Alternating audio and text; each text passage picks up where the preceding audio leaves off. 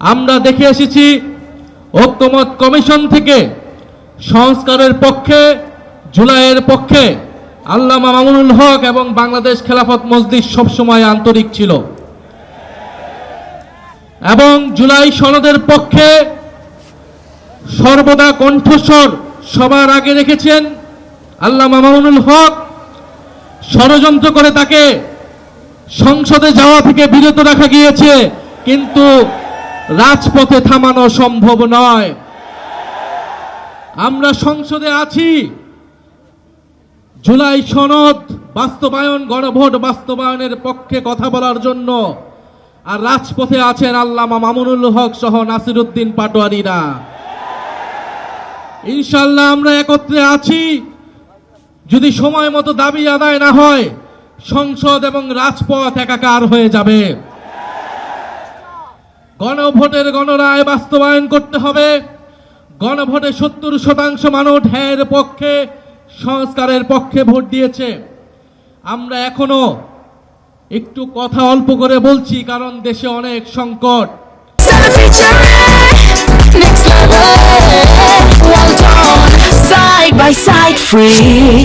দেশের মানুষ ভালো নেই, দেশে জ্বালানি সংকট, দেশের মানুষ চিকিৎসা পাচ্ছে না, হামের চিকিৎসা পাচ্ছে না, দ্রব্যমূল্যের ঊর্ধ্বগতি, তেলের দাম বৃদ্ধি হয়েছে।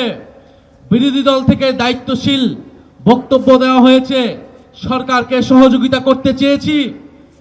এই ধরনের অস্থিতিশীলতার সুযোগ নিয়ে রাজনীতি করতে চাইনি, কিন্তু সরকার বারবার কথার বরখেলাপ করছে।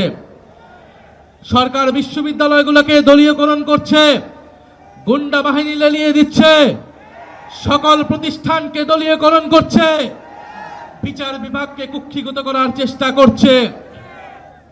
বাংলাদেশের জনগণ, বাংলাদেশের ধর্মপ্রাণ দেশপ্রেমিক মানুষ এই নতুন করে জেগে ওঠা স্বৈরতন্ত্র, পুরনো বন্দোবস্ত, পুরনো সংস্কৃতিকে যারা টিকিয়ে রাখতে চায় তাদেরকে কোনোভাবেই প্রশ্রয় দেবে না। বাংলাদেশ খেলাফত মজলিস সহ 11 দল, জাতীয় নাগরিক পার্টি এনসিপি সর্বদা ঐক্যবদ্ধ আছে।